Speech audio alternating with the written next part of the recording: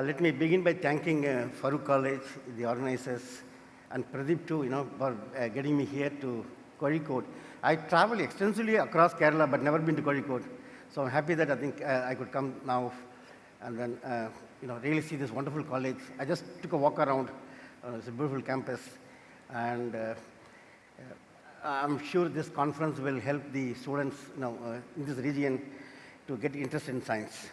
So with that, I think let me just begin my lecture. Actually, those of you who have the program sheet in the hand would realize that me and my next speaker, Prof. Rangarao, have almost given similar title. So as the inauguration function was going on, I just thought that I would just do a bit of flip, because he talks about inorganic materials for energy, and this is the same thing in a different set of words. So I just thought, I think I would probably, and also realizing the fact that we have undergraduate, postgraduates, and PhD students in the audience, I thought I'd tell a little story rather than get into some serious science. So, and that too, after listening to two lectures by very powerful speakers, how am I going to live up to the stage that has been set for me? So I just thought I will get into something which is very ancient but still relevant. That is the chemistry of porous solids. Okay, the chemistry of porous solids is an extremely important area. It's been ruling the chemistry and allied subjects for over 2.5 centuries. So there'll be a bit of my research towards the end, 10-15 minutes, but most of it is going to be history. Okay, so just to give a glimpse of why porous materials are important. We just heard about butterfly. So apart from butterfly, there are many other materials what you see in the nature which are actually made up of porous materials. And humans also competed with the nature and produced several porous materials by using whatever field they're working on, concrete to bricks to paper, and even the bread. Bread is one of the most porous solids what we have around us. So no matter what you do in a day-to-day life, you will be using at least half a dozen porous materials from morning to evening, okay, for some other purpose. And of course, the pore sizes changes. There are micropores, typically less than about 2 nanometers, typically about 5 angstroms to 20 angstroms. And then you have membranes. I think Rahul is going to speak about it. There are membranes which are actually having slightly larger pores, and then there are clays, monolithic columns, which are actually having much larger pores. Much of our research, lies on this, really, really small porous solids, namely, microporous solids. And one of the best examples from nature is, if you take eggshell, what you break for an omelette in the morning, and put it under the microscope and look at it, and you will see these nice micropores in the shell. Okay, that's the reason they say, don't keep the egg in the fridge and take it out and keep it for too long time. Actually, the water gets into these pores into the egg, and it starts kind of breaking. So try this experiment. Put it in the fridge, the egg, take it out, and don't break it immediately. Leave it for a couple of hours. There will be a crack in the egg. That's because of the water getting, diffusing inside because of the, water condensing on the shell. Okay. Having said that, I think I'm not going to kind of really overemphasize the use of porous materials. I think the detergent what you put in your washing machine, to the pesticide, the fertilizers what you use in agriculture, to the gases what you want to separate ethylene from acetylene, or xylene, which is orthoisomer to metaoisomer. We use this every day for the water purification, of course, on the top, zeolite based ones. So what exactly the problem is that there is a problem of supply versus demand. Zeolites are natural materials. They have been found a while ago, but as time, as the civilization actually progressed over the centuries, there is a real supply versus demand problem. So the need for newer and tailored zeolite, became a big issue. Before I really talk about this particular topic, let me just take you through a walk along what happened in the last 2.5 centuries. It's Axel Fredrik Cronstedt, one of the Swedish mineralogists. By the way, he also discovered element nickel. He's known for element nickel discovery. Being a mineralogist, kind of a chemist, he worked on several stones. One such stone, apparently is collected, while this stone, while he's walked through the mountains, and then tried to, is an accident, heating these stones for boiling a kettle of water. I think not only the, steam came out of the water, the kettle, but also steam came out of the stones, okay? The stones started to smoke with the steam, so that actually, in fact, it was published in a Paris newspaper, okay? And people have forgotten it for a long, long time. It's just an observation that there's a stone, I think, which is going to give us steam when you start hitting it. Okay, anyway, the story went on. I think people found that nearly a century later, this could be reversibly deated. Not only you take the steam out, you can put the steam back in. And then the German scientists Weigel and Steinhoff showed that you can dehydrate zeolites and then rehydrate them, not with the water, but other protic solvents, like, methanol, ethanol, formic acid, etc.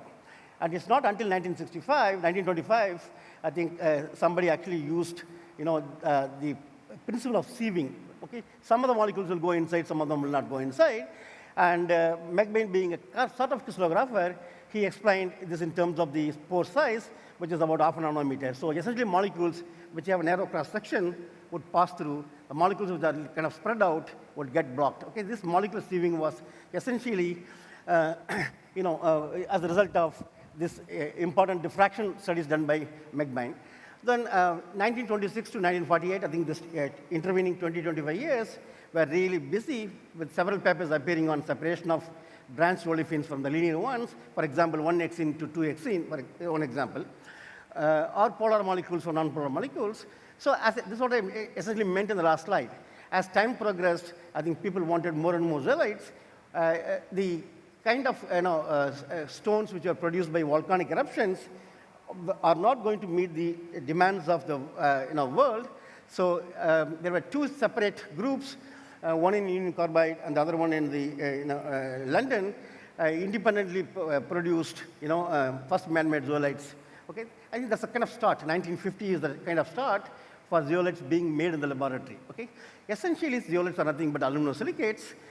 You have SiO2 is the base material. Silicon is 4 plus. 2 oxygens are 2 into 2, 4 minus. So it's a perfect covalent solid.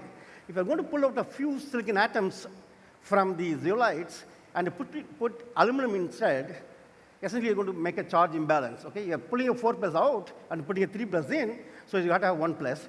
That's when protons, alkali metals like lithium, sodium, potassium started to fill. Okay, so essentially there are superstructures formed by silicates where aluminum replaces some of the silicon centers. To charge balance, you have either protons, bronzed acids, or some small metal ions. That's essentially the construction or the background with which people started to make zeolites. But as time passed, I think in 1978, another wonderful paper came out of union carbide, where you can, why only have silicalites with aluminum and lithium atom, we'll completely get rid of it. Because SiO2 by nature is like a diamondoid structure, like a diamond, is condensed. There's no pore, there's no porous. So Edith Flanagan, working in union carbide, she showed in this 1960 article that you can get rid of all the aluminum and still make porous silica, just porous silica, which would have hydrophobic, because by definition zeolites are hydrophilic. For the simple reason that it's a 3 plus, 1 plus, 2 cations making up the 4 minus. But the moment you are going to remove all the aluminum out, you are going to make a hydrophobic silica, and it can be made porous. It will be a very landmark paper appeared in 1960. Okay, so she showed that I think you can have as big as 6 angstrom channels in it. Edith would come back in 4 years, later, and write another landmark paper, which has been cited something like 75,000 times. That's one single paper, which was published in JACS, where she said, what is the silicon doing here? Just kick silicon out of the zeolites. I will have only aluminum, and instead of silicon, I'll have phosphorus. This is simple logic. Aluminum is 3 plus, and I have to have a 3 minus. What is 3 minus?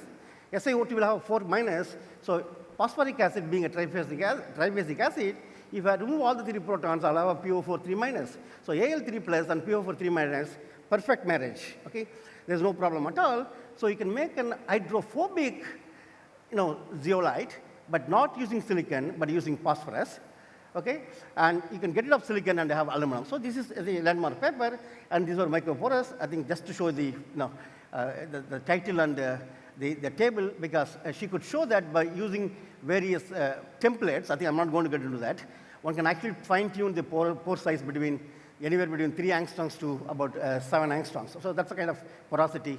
This is a very important piece of information. Okay, so these are kind of milestone what I picked up that I would share with you, the early stages of zeolite science, and then Beck would come back 10 years later. This time not from union carbide, but from mobile research, and show that you can make the mesoporous, essentially make the pores longer and wider and wider. You can have as big as about 200 angstroms or 20 nanometer size pores by using a different, essentially synthetic technology. Okay, so this is the fact is that these pores are so big, you can take any homogeneous catalyst, like for something like a titanium alkoxide, and stick it to the wall.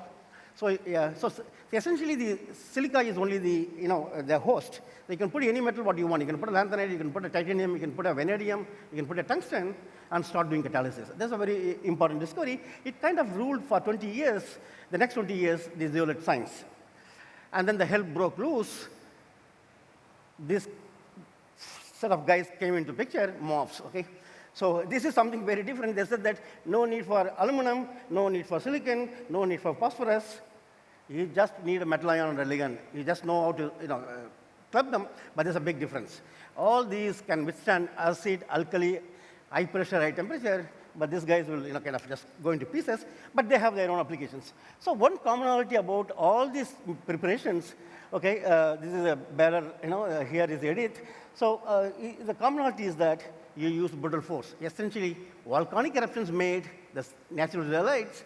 You have to kind of mimic those volcanic eruptions in the laboratory. That means essentially you put A, B, C, D, E, F in a tight container and just close it and put it in a furnace or oven and cook it for a week and allow it to crystallize and you get a zeolite. Okay, that's the way zeolites are still being made using silicon or phosphorus with the aluminum. Okay, so being synthetic main group chemist, I think this is where I'm going to transition from such a long introduction to my own work. I'm just going to pick a few examples because I wanted to stay away from energy because Rangarao was going to speak. So I pulled out not so very new results, but they're still relevant. So this is the question we asked ourselves about 15, 20 years ago in IIT Bombay. Can we replace these pressure vessels by, this is just a figurative, okay, it could be a beaker, it could be a test tube. Can I just mix them at room temperature using normal pressures, using organic solvents, can I make zeolites, okay? May not be the most efficient way of making it, but can we make it at, in a designed way so that you can actually do a pore engineering, okay? So essentially, if you just go back and do a drawing board diagram, this is what it essentially means. This is what nature has done. These are natural zeolites, okay? These are not man-made. So if you kind of take a knife and cut this into pieces, you can see that I think all these zeolites are essentially made up of one or more, something like 12 or 13 basic building blocks, which are called secondary building units. My accounts article about a couple of decades back describes this chemistry very well. So essentially, you have a double 4-ring, a 4-ring and a 4-ring, what you see in between, or you see a double 6-ring, what you see here, a 6-ring or a 6-ring. The ones which connect these two are sodalite cages, which are made up of 4 rings and 6 rings. So essentially, 4 rings and 6 rings are the most important building blocks in zeolite science. And if we can molecularly make these 4 rings and 6 rings, and you find a good glue from a suitable shop, and stick these glues to, these building blocks together, you can make zeolites step by step by step. Not cooking for 1 week, inside a, stainless steel vessel, but you can do in a beaker. So this is what, see, by the way, I think we should go back for a minute. So these cages themselves are made up of single rings and 4 rings. And what are these? These are nothing but the corner-sharing tetrahedras. You take a view of, he wants me always to be on the camera, but I want, it's okay, I try to stand here. So these are essentially the PO4, SiO4, or AlO4 tetrahedras, depending on what is the charge on the element, 4 plus, 5 plus, and 3 plus. The charges will change here, but essentially only these 3 elements are known to make zeolites very well, which are robust and withstand alkali, acid, and so on and so forth. So what do we do? So we know you have to start, and this has been beaten to death, silicon chemistry. Okay, so being phosphorus chemists, we thought we would start from phosphorus and try and make these materials. Okay, one of the, so again, I just want to, those, the BSc students would appreciate this. SiO2 is actually isoelectronic to AlPO4 because, actually I should put it as, SiO4 minus is isoelectronic to PO43 minus. Since they are isoelectronic to each other, silicic acid is also isoelectronic to phosphoric acid. So essentially, you're talking about isoelectronic systems. So one can start from phosphoric acid and build these things. But the problem is that phosphoric acid is soluble only in water. You can't take it in methanol, THF, and so on and so forth. So you need to kind of tame the phosphoric acid to suit your interest. The way to tame is that just pull out this protons one by one, the tribasic acid, make a monoester, diester, and triester. However, when you do this, no doubt you increase the solubility. Solubility keeps increasing because you're putting an alkyl group or aryl group, which makes the phosphoric acid soluble in organic solvents. But you also actually unknowingly what we do to the system is that the utility decreases because tribasic acid will have a 4 arms of growth. This will have 3 arms of growth, 1, 2, 3. This will just have 2 arms. This will just only have some kind of a coordinate bond to the metal. So if you're going to make metal phosphates, the best ones are, of course, this. But this is the worst one. Make a compromise and park yourself somewhere in between. So what we did was we took insoluble phosphoric acid and put only 1 R group, which would make the system lipophilic, meaning soluble in organic solvents. Okay? The way you do is that, I think just simple chemistry, take a POCl3 and make a lithium salt with a phenol, mix it together, hydrolyze it, and you get this. So the moment you have this part makes it soluble in organic solvent, and this is the inorganic part, and the 3 oxygens are pointed, like a tripod. Okay, so the tripod, can bind to 3 metals, 1, 2, 3. This is what exactly happens when you mix this with any metal ion. You form this, a nice double 4 ring. What I showed in the cartoon a while ago. I said 4 rings and 6 rings are the most important ones. So this is what happens. You have a 4 ring and a 4 ring. But what I do is that while doing the reaction, I make sure that the cluster does not sniff any strong ligands. You have to have very weak ligand. The ligand is now the solvent itself. I conduct the reaction methanol. Methanol is a very, very weak Lewis base. Zinc wanting to be tetrahedral, but there's no room for having a 4th ligand, kind of pulls methanol and puts it on the top of it, and is only temporarily held on the metal until you ask it to leave. When you say it leave, it will leave. So that's what we do. So this is a microporous microcrystalline material which falls off. By mixing these two, within a minute you fall this falls. But you also use a stronger Lewis base, which is known to be more lipophilic. For example, 2,4,6-trimethylpyridine. So you get a cluster now which is not powder, but it's a crystal. So it can grow single crystals.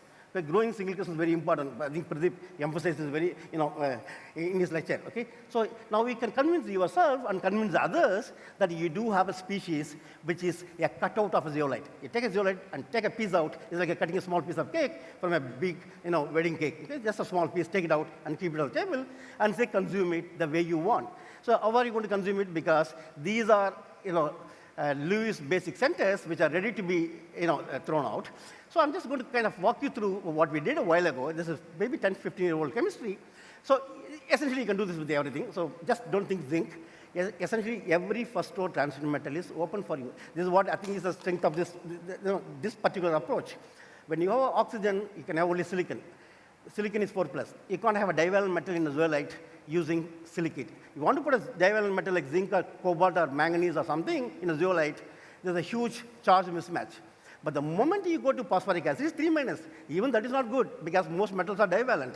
So you block one of the hydrogens with the R group. So this is perfectly, just go back for a minute. Oh God. This is a 2- ligand. So every first-order transition metal is a divalent metal. So essentially, you can combine this divalent anion with any divalent metal and make zeolites. So these are the building blocks. Depending on what is your application, you want to do catalysis, use cobalt. You want to do something else. You want to study some biology, you can make copper. Zinc is good to follow by NMR. And manganese, you can, So essentially, all of them through the same structures. Let me just summarize, I think, a few points. So once you have this nice cube, and it's like a box. It's like in the Chennai lecture, I said it's a piggy bank, right? It's a box. You can do a lot of things with this box. There are 2 things one can do. One can do with possible applications as such, or you can start from there and build porous structures. So I'm probably going to just rush through this part so that I can spend a few more minutes in explaining what we do with these building blocks to build porous solids. One of the first things I think one can think of is, again, the slide I showed in Chennai a couple of days back, is to use the space that is available inside. So it can actually take ions, only 2 ions you can take. One is H minus, is too little, other one is F minus. Any other ions, there's no space inside. So essentially, then you have to build larger and larger clusters. So how do we really establish this? I'm going to skip all this details. So this is just to show that I think this could be used for detection of fluoride in drinking water. This is the detection of fluoride in, I think next slide, I think, in toothpaste. So we leave that. But then what is important to show the selectivity? For example, what you have taken this, 4 weakly bound DMSO molecules are there. You use the N-methylhalogeninium cation with a 1 free nitrogen, coordinate to the metal. So essentially, the cluster becomes, which was neutral, becomes charged. The counter ion, which is actually abstracted from fluorine, goes into cube. There are 2 things here. One, the cluster is charged and picks up the fluorine. There's no fluorine source. I'm only SbF6. Those of you study inorganic chemistry very well, you make SbF6 minus from SbF5 plus F minus, which is extremely exothermic. Okay? You cannot go back. You can only go one way. But the cluster is good enough to cleave 1 fluorine out of. So actually, it actually scrapes off a bit of fluoride from the SbF6 ion and produces pure SbF5 and takes fluorine inside. So it shows that how thirsty or how hungry the cluster is for getting a fluoride from any source that would be available anywhere around. Okay? So just to demonstrate that, then we did a little trick. We took 2 equivalents instead of 1 equivalent. So essentially, 2 of the DMSOs will be replaced. So yes, and then the space for only 1 fluoride ion. So you cannot actually stabilize the system. So what we did was that we mixed these anions. One will have a fluoride, other one will have some other anion. Just to cut the long story short, we set up a competition between fluoride and iodide. Fluoride goes inside, iodide stay away. Okay? BF4 and fluoride, BF4 stays away and fluoride goes in. So you can make a cocktail of anions in the solution and dip your cubane and only scavenge the fluoride out. Okay? This is again a old site, maybe 10 years now. I think 2015 we published this. This is the slide I already explained. Okay, so just I wanted to show only one example. There are many things you can do. You can do catalysis, you can do a lot of things. I just thought I would pick one example. This is something which I thought I would talk, which is in the context of the title what I gave, namely, how to build porous solids. So just go back. I think this is what I said. I have a cubane, and everything is very robust, very strong in the core, but the periphery there are 4 weak links, namely methanol. So essentially, I pull this methanol out and use various glues, something like a simple water-soluble glue chemical glues, I mean. So this is a water-soluble glue, ionic, the hydrogen bond glue, coordinate glue, covalent glue. I might not go through everything, but this is one of the early papers what I showed that you can take this cubane and then use substituted pyridine, simple organic chemistry, because the nitrogen would bind to zinc, the NH2 will be hanging outside. Okay, the NH2 is just outside. But when you have the cubanes with the 4 NH2 groups, okay, in the ortho position, they're not going to remain as such. They will form what I call this intercubane and intracubane hydrogen bonds. By keeping an amino group in the ortho position, I have more intracubane, in fact, 3 intracubane hydrogen bonds and 1 intercubane hydrogen bonds. As a result, you make only a railroad. It's like a one-dimensional assembly of these cubanes. But if I become a bit more imaginative and have a compound which can isomerize, okay?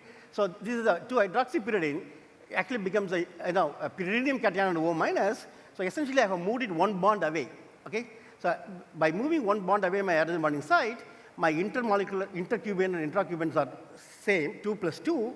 So what was a one-dimensional chain can be immediately transformed into a 2D sheet. There are 2D sheets, okay? The perfect 2D sheets, but just remember that the forces that are acting in between the cubanes are only hydrogen bonds. But there are millions of them in a crystal, so the system is extremely stable. What I can do next is that I kind of essentially, if you have pyridines in your lab, you can just play this game. From ortho, I can go to meta or para. I'm just showing the para example, and not only put the hydrogen bonding site not directly on the pyridine, but have a spacer like a CS2 or a CS2, then you actually maximize the number of intercubane bonds 4 and intracubane bond 0.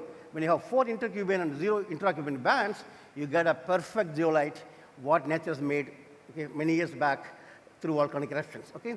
And here, I use phosphate, and my linkages in between are only hydrogen bonds, no covalent, no coordinate bonds. Nice to publish a good paper in Angavante, but this will not stand in solution. It's a good starting point. So what we did next was, I think we started to, that's when the morph chemistry was exploding. So we did a, kind of a hybridization of morph chemistry with silicate chemistry. So this is a silicate building block, or a zeolite building block, which is like a four tetrahedras, four zinc ions tetrahedra. If I can bring pyridine, this is a kind of a cartoon which I drew on a piece of paper and told the student that I think this should work. So essentially, you will form a super, cubane hexagon, and there will be one bond going up, one bond going down. So you should be able to make a three-dimensional zeolite, which resembles at least a morph 5 of Yagi. Okay, so and indeed it works after a lot of work. And the details. So essentially, you have this and plus this. Instead of 4 euclides of pyridine, what I used 2 euclides of bipyridine because I have double the number of nitrogen sites. So as a result, we had NMR, we had a lot of techniques, but growing crystals was really, really a big problem. It took several years, about 7 or 8 years after we published the Angawanda paper, but we could show that by playing with this, rate of the reaction, methanol gets replaced very fast, replace methanol by somewhat stronger DMSO, and then replace with the pyridine, you can get this, isomer A, which is a diamantanide, isomer B, which is actually a Kagome lattice. I think those of you are aware of Kagome lattice. So this is one type of zeolite. This is another type of zeolite. So you can essentially mix these together and make this kind of materials. Okay, and pretty much going to be done. So then you can just, if you know a bit of organic synthesis, bipyridine you can buy from the shop, but you ask your students to make new spaces, photochromic, electrochromic. You can put all these spaces in between and pull the distance between the cubanes and make more. This is what I said. When you do hydrothermal synthesis, you don't have a control on the metal-to-metal distance, and the pore is fixed. But by using organic spaces now, I can essentially, make zeolites which have, as big as about 3 nanometer size pores. Okay, so this is a cobalt system. I think this is about 2.5 nanometers or 3 nanometers. So this is, I think, again a bit of, and obviously the moment I have cobalt and I have this beautiful ship-based centers in between, I can immediately start making, putting any acidic impurities like nitric oxide, carbon dioxide, carbon monoxide, they will absorb very well. They show a high absorption. Okay, and this is the time Kamna joined my group, and then I think, is the slide? I skip this. Only 3 minutes are there, I skip this. I just want to show you one last example and close this. Yeah. So we just wanted to, kind of see if there's a hierarchy in building these systems, a single 4-ring should be the basic building unit. This is what we want, actually. When we made this, we found that the P double bond O is trans to each other and not cis to each other. So a cubane can form only if the P double bond O's are cis to each other, essentially kind of a lock and key, right? So they will lock themselves and produce a cubane. But this is what happens most often. This is understandable. When you crystallize, the trans isomer crystallizes, but essentially single 4-ring is there. So hierarchy plays a big role. But assume that this is not always cis, sometimes it's trans. If this cube cannot be closed, you can make only a tub. The tubs have to be connected this way and form a square wave polymer. Okay? So a bit of experimentation for a couple of years, we could make a few examples of this square wave polymer. And then at the same time, one other student came up with this kind of a staircase polymer, which actually is not face-to-face fusion, but an edge-to-edge fusion. So essentially, the single 4-rings, these are basic building units, can combine in many ways and produce such beautiful structures. If such structures are produced, they should be able to way to fold around. This is what we showed more recently. You can take the P double bond O, this is zinc, you can fold around and make bigger ones. Okay? This was achieved a few years ago. I skip again all this because this is an unknown entity in the zeolite science in the molecular regime. So it's an important building block. I think there are zeolites named after Pauling, which have this basic building block. So we went after it and we made it after a very long struggle. This is a double 6-ring. It's a beautiful cluster. Again, some mass spectrometry. All of us stayed in mass spectrometry. It's a big cluster. Fairly, in our standards, a big cluster. And you produce, a beautiful mass spectrum by losing one by one these ligands, okay? And a solution spectrum and solid spectrum. The key is that I use a molecule of water to reside inside instead of fluoride. Fluoride is replaced by water, so water is occluded inside. So as a result, I think this is the water, what you see here, O3, and this produces this. And you can now use astronaut to go and take a nap inside the cage. Astronaut is a bigger molecule. You can stabilize this, double 8 ring. This is what exactly you see. Again, a beautiful mass spectrum of this cluster, which is having molecular weight as high as about 3,000 plus. Okay, so this is, I think, pretty much I'm at the end of the lecture. So this is astronautal, which is, so essentially, we have understood a lot of things. I just kind of condense everything because given time is only 30 minutes. So one can actually really, work around with a good synthetic, skills and produce structures that are not known even in the natural zeolites and start sticking them together and produce, wonderful structures. I just take 30 seconds to acknowledge, I think next slide, right? Yes.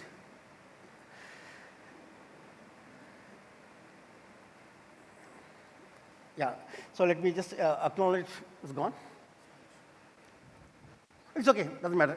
So they won't mind. So I acknowledge, all my funding agencies, all my students, who made this work that is possible. And if there are any questions, I'll take it. It's okay, yeah.